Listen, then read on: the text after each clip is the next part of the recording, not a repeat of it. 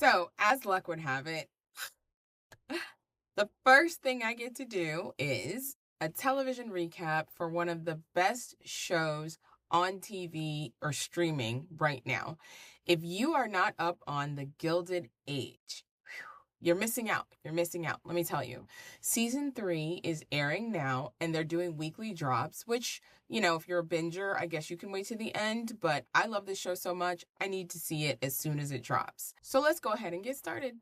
Welcome to the Pretty Passionate Podcast. I'm your host, Dr. Ruth Celestin, and we're going to be discussing today The Gilded Age. If you're familiar with this period drama, then you know why I am so excited. I love this show.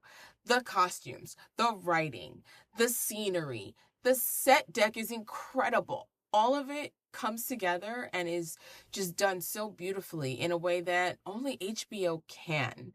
So, if you haven't seen seasons 1 and 2, please understand this is the only spoiler alert you're getting because we're covering episodes 1 through 3 of The Gilded Age, season 3. And if you're interested, then we're definitely going to be spoiling things for you. I'm not recapping the first 2 seasons, but things will come up that happen in those seasons. Okay, fair warning. All right. Episode 1 starts with a recap. We get a little taste back to that Metropolitan Opera drama, and we see Jack, who invented that alarm clock, so they remind us that he was on a trajectory at the end of season 2. We see Peggy quitting her job at the paper because the editor kissed her, and he's a married man. And we see Ada finally finding love, falling in love with Reverend Forte, and then losing her husband in a heartbreaking fashion. We see Marion turning down the role of being a trad wife and then actually kissing Larry Russell, who turns out to be her actual love interest. That kind of friends all along thing. George Russell's daughter makes a very important deal with him that she'll be able to choose her love match, and she will not be forced into a marriage of convenience or a marriage of prestige like her mother wants for her. Meanwhile, her mother, Bertha Russell, definitely is shown wheeling and dealing to make this Metropolitan Opera thing happen, and in the end she wins because, if you recall, the Duke of Buckingham, obviously fictitious, comes to attend at her event. And at the end of that episode, it's very clear that there's a pay-for-play happening here, and we'll learn more about it in season 3. Also, at the wrap of season 2, the Van Ryns lose their entire fortune due to some terrible dealing done by Oscar Van Ryn, who was swept off his feet, not really, by Maud Beaton. So right when they're about to vacate their 61st Street home, Ada Forte, now Mrs. Forte, finds out that she's filthy rich, like richer than the Van Ryns, rich, because her late husband, the Reverend Forte, actually had a family fortune he did nothing with. He just had it. So there's a new sheriff in town. They also take care to remind us that our hero, or is he a hero? George Russell was involved in some union busting in Pittsburgh for one of his factories. And in the end, he definitely avoided a disaster by not opening fire on the crowd of workers. But I think we got a good preview on what kind of business dealings he's into. At the end of the recap, we are reminded that the very large question that remains on our minds at the start of season 3 is, what is this deal that Bertha Russell made with the Duke of Buckingham in order to win the opera battle? So opening scene. You think you're about to see horse-drawn carriages in the streets of New York, and no, actually, they take us to Arizona. George Russell is going to meet with some copper mine landowners to discuss expanding his railroad. This is very important because it kind of takes him out of New York and out of the picture to influence what's happening there. So we head back to New York, and there's a snowstorm happening. It's a late spring snowstorm, and Ada and Agnes are arguing about whether or not temperance has its virtue. In case you're not familiar, the temperance movement of the mid-1800s led to prohibition, basically.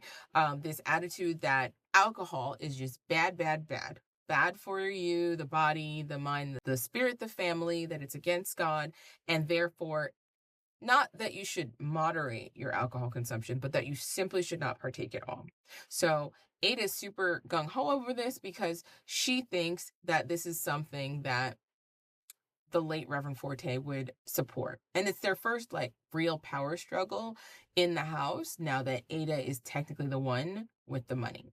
Gladys is still trying to see her boyfriend Billy, and it's clear that she wants to marry him, and she wants him to ask her father for her hand in marriage because she believes in, remember that promise that George Russell made to her, that he won't force her to marry someone she doesn't love. Is Billy Carlson the one for her? That's a good question. On over to Larry and Marion. They are flirting heavy, but are they together? Not quite. Marion is exercising extreme caution. Based on her romantic missteps from the last 2 seasons, it's as if she has to really be careful about her next moves here, because women, remember, at this time, were not free to just date freely. It had to be for the purposes of marriage. And now in society's eyes, she's had 2 failed relationships that did not result in marriage.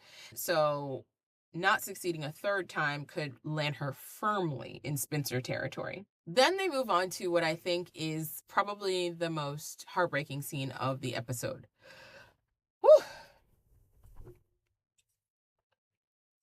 Aurora Fane's husband. Woo, child. His discussion with her is savage. Last season we got hints that he wasn't around that much. There was always an excuse about where he wasn't there. And if you were really astute at noticing that, you might have picked up on some possible marital weakness. But I never saw this coming. Did you? It still came as such a surprise to me. So what happens? Charles Fane walks up to her and tells her the marriage is over. I've been seeing this woman for however long, and there's no chance at reconciliation. This marriage has been over for an extremely long time, and you know it. She's distraught, understandably. Not just because she didn't see this coming, but also because in that time period, in the mid-1800s, the only way that you could get a divorce was for infidelity. So someone has to file a petition suing for divorce due to infidelity. Well, Charles Fane tells her he's not going to file this petition. He tells her he needs her to do it because he's trying to do her a favor. Really, he understands that a man in his position, there's not really a consequence. He might not be welcome in some snootier, more holier-than-thou circles in the future, but as a man with money in the mid-1800s, he's going to be welcome in plenty of social circles that he wants to be a part of. Whereas, even though it's not her fault technically, as in Aurora did not commit the adultery, she'll be the one to suffer the most here. A divorced woman is untouchable. She's not someone who's going to be welcome in polite society. So what Aurora is really looking at with this divorce is an existential crisis. This is coming for her entire life and how she lives it as she knows it. So, of course, it seems she's resolved to try and figure it out and resolve the matter and not give up on her marriage. Which, given the situation that she's in, I completely understand. Then we catch up with Oscar Van Ryn. He's obviously been humbled by his experience with Maud Beaton, and he's been embarrassed because he lost the family fortune. He's lucky his mama didn't put him out the house, okay, for losing all of her money, which is horrific if you really think about it. And he's kind of moping about in his sadness and rich boy mindset. Marion, on the other hand, has a worker spirit. She wants to go to work. Her aunts hate the idea because at the time, women of a certain class level didn't work. It was considered shameful. It was considered a signal that something was wrong. So she resolves that she's going to work at the normal school with people of different backgrounds, I think tutoring English, and they can barely accept that, but are consoled by the fact that she doesn't plan to actually earn money. Whew. And this is an interesting part of the episode because it's really showing class struggle. You can see that between Jack and Larry interacting in the episode when they're talking about his business idea. It's awkward for Jack because the footman has to serve him, which one of his colleagues later gets in his face. Adelheid gets in his face about oh, now you're too big for your britches. Why are you embarrassing him by having him serve you? So definitely a lot of class struggle happening. And I love that they're not afraid to dive deep into that. But he still has his friends really supporting him about this clock idea, despite the ops. Peggy, my girl Peggy. Well, she's quit the paper, right?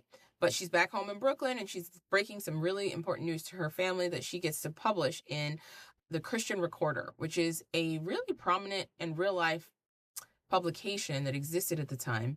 So this is a pretty big deal for her. Her parents are like really excited, and she actually does go off to the Van Ryn's house where she is going to be secretarying for Ada due to her temperance meeting. So she's going to be taking notes, I guess, there. And this really pisses Agnes off, by the way, which is hilarious. And Agnes is always coming in with her one-liners that steal the scene. But then they actually do something that scares me. They give Peggy a little cough. She's given a little I'm sick when she goes back to her room. Scary, and definitely something to be watching, because I don't know if you know this, but in the mid 1800s, a cough could equal death, like within days. We're talking pneumonia, like any number of things. So I always get nervous on a show like this, a period drama, when they give a character a cough, because it could be pneumonia, tuberculosis, cancer, all very scary things that they didn't have really good treatments for, or really great treatments for at the time. So hopefully they're not about to kill off one of my favorite characters in the show. Ultimately, Peggy's condition deteriorates, and the Van Ryns, out of the kindness of their hearts, call a doctor to come see her. That doctor comes and refuses to see Peggy because she's Black. Obviously, we're living in our time here, and although Mrs. Van Ryn is refreshingly not racist, sometimes it feels like she's out of touch that the rest of the world is very much still racist. So, you get really nervous for her at this point in the episode, and that's when they decide that they're going to send Jack to deliver the news to her family that she is ill. A smart move, finally. Then we head over to the Met, and they went to go see La Traviata, which is worrying because of the subject matter. Mrs. Fish actually gives Mrs. Carlton a heads up that, Mrs. Russell plans fully for her daughter to be with the Duke. And she kind of tries to explain to her how Bertha Russell be moving. And Mrs. Carlton's like, oh.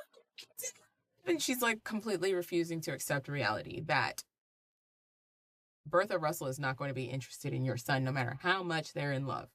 By the end of the episode, it is very clear that Bertha Russell is not interested in anyone running around saying that Billy Carlton and Gladys Russell, her daughter, are just about engaged. She's done a lot of work. She's made a lot of promises. She's laid a lot of groundwork, including planting articles in the news like any concerned mom would do, just to ensure that Gladys gets to marry this Duke who she doesn't want to marry. But Gladys remains confident at this point that her dad will come in and save the day and call the shots, put her mother in her place, and let her marry for love. It does definitely call into question what exactly Bertha's motives are. I mean, an argument could be made that she's just being a good mom. She's looking out for her daughter, who's only, I believe, 17 or 18 at the time. And what does she really know about marriage, about love, about what the ingredients of a successful marriage are? She's looking at her parents saying, you guys are a love match. Why can't I have that? And Bertha's insisting that marrying the Duke will put her in a position in society as a duchess that is untouchable, that money almost can't buy, because titles from Europe, obviously, are not for sale. Except they are. At this particular time in history, there was a lot of this going on. If you recall, one of the creators of the show, Lord Julian Fellowes, he also created Downton Abbey. And if you'll recall, in Downton Abbey, there's a brief mention, but it's an important part of the story, where the main character family, right, they are nobility, and the mother, the matriarch of that family, is an American who married into this British family who has this abode that needs a lot of work, a lot of maintenance, and a lot of money poured into it. And she comes from an untitled American family, obviously, and marries into that family And it's her father's fortune that saves Downton Abbey in the first place.